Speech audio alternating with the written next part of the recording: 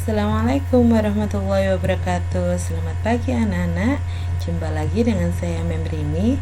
Hari ini kita akan melanjutkan materi kita tentang kesetimbangan benda tegar, khususnya tentang kesetimbangan tiga gaya part yang kedua.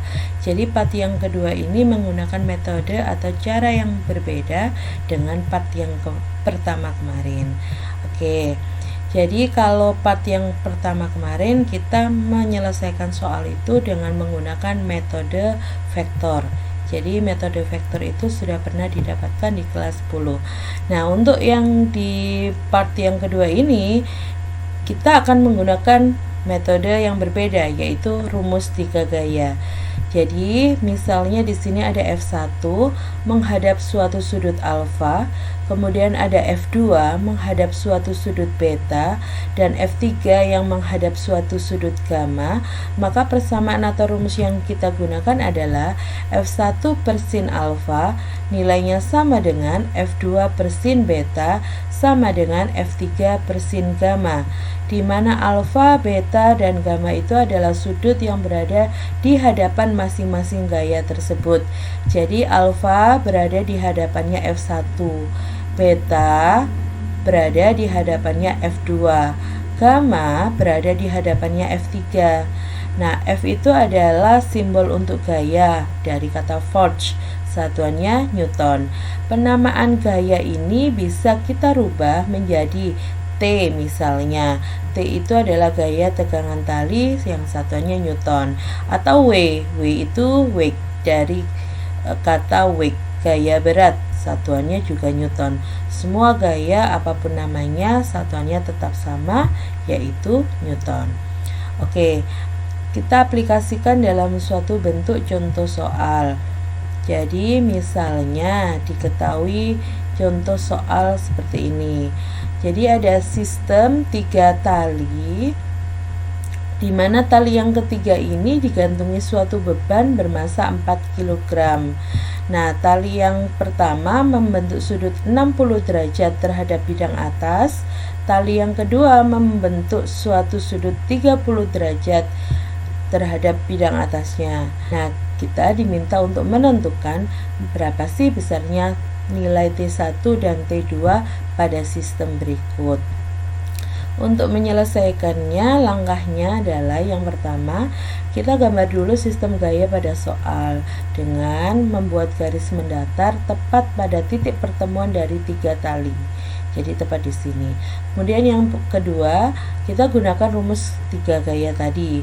Dan yang terakhir, kita gabungkan dengan rumus trigonometri, khususnya yang sin untuk kuadran 2. Kuadran 2 itu antara sudut 90 sampai dengan 180 derajat. Jadi prasyaratnya adalah tentang trigonometri kuadran 2. Yang pertama ada rumus sin 180 derajat minus alfa, nilainya sama dengan sin alfa. Jadi untuk contoh sin 150 derajat. 150 derajat ini berada pada kuadran 2 karena dia berada di antara 90 sampai 180. Jadi kalau kita gunakan rumus sin 180 derajat minus alfa, 180 derajat dikurangi berapa? Ada 150. Jadi 180 dikurangi 30, sehingga nilai dari sin 150 derajat sama dengan sin alfa ini.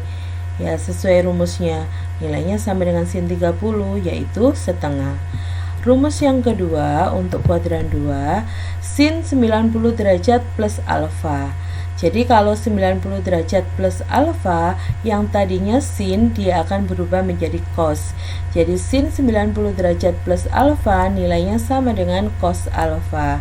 Jadi contohnya sama, saya buat sudutnya 150 derajat. Jadi sin 150 derajat nilainya sama dengan sin 90 derajat ditambah berapa? Ada 150. Sin 90 derajat plus 60 derajat. Jadi nilai dari sin 150 derajat itu sama dengan 90 derajat plus tadinya sin, dia akan berubah jadi cos.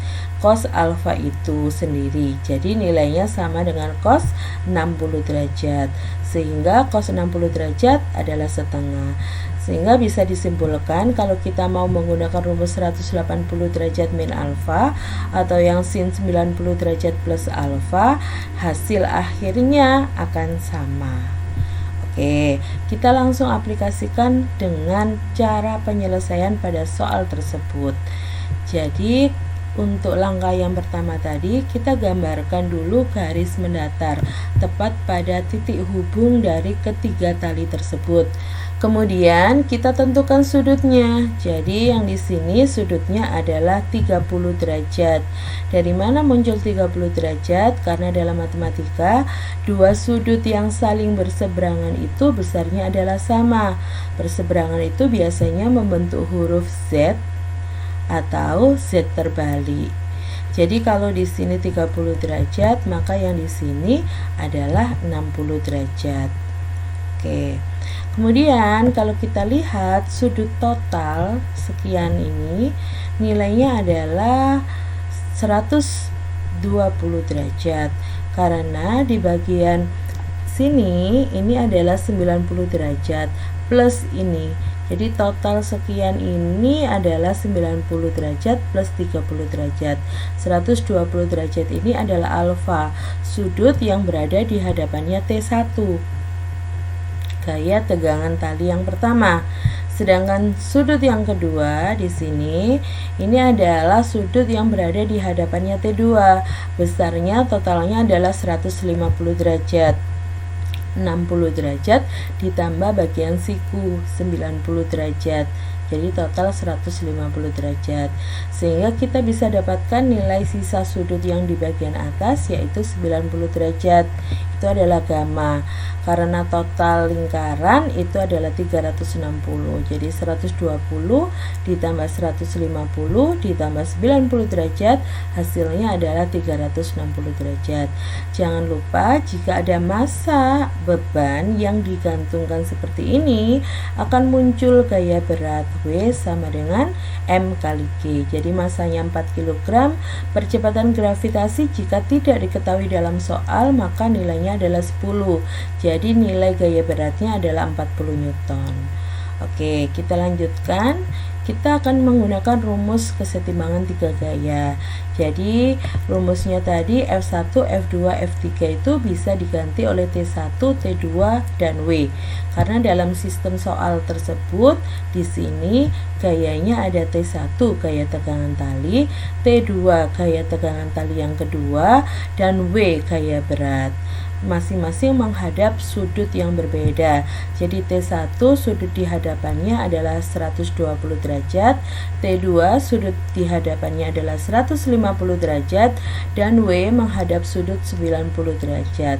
Sehingga kita bisa dapatkan T1 per sin 120 derajat nilainya sama dengan T2 per sin 150 derajat sama dengan W per sin 90 derajat. Karena ini ada 3 ruas, maka kita selesaikan dulu setiap 2 ruasnya.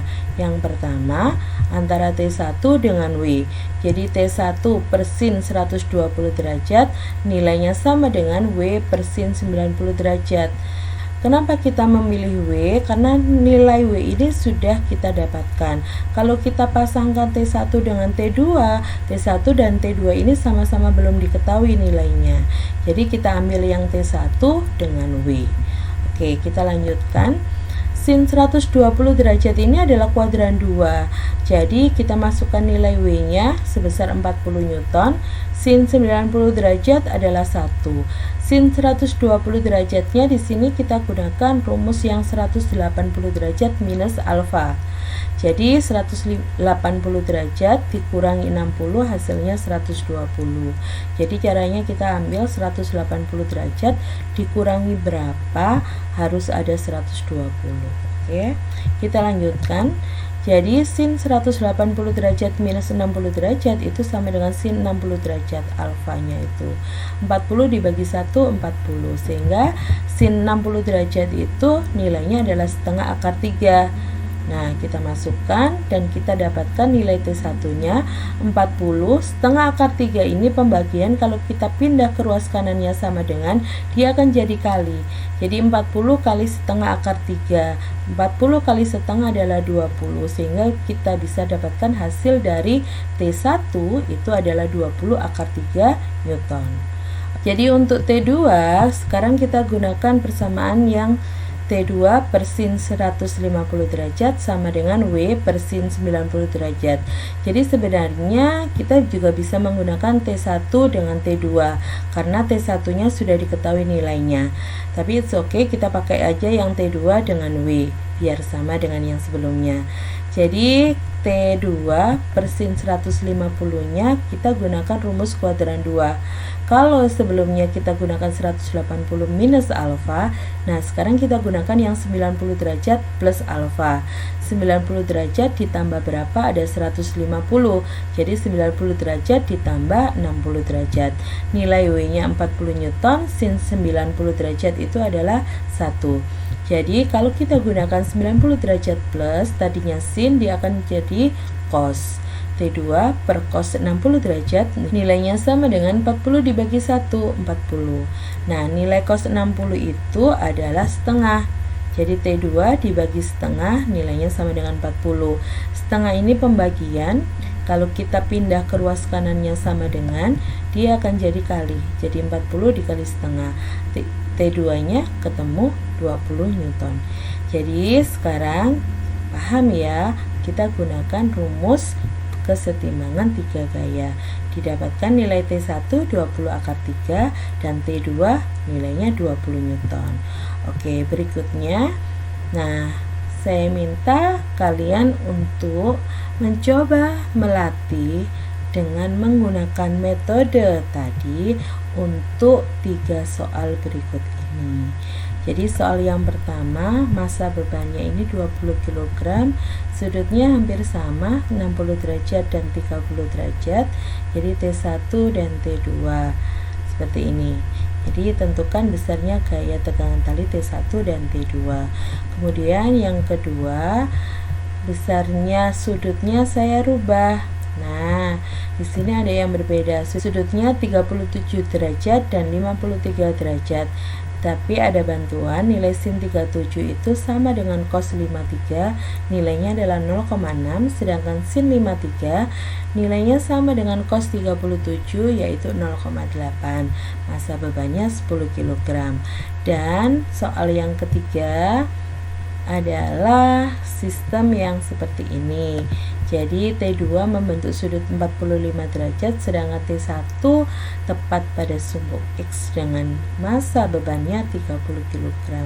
Jadi silahkan gunakan rumus kesetimbangan 3 gaya untuk menyelesaikan 3 soal tersebut. Nah, sampai di sini dulu ya guys pertemuan kita hari ini.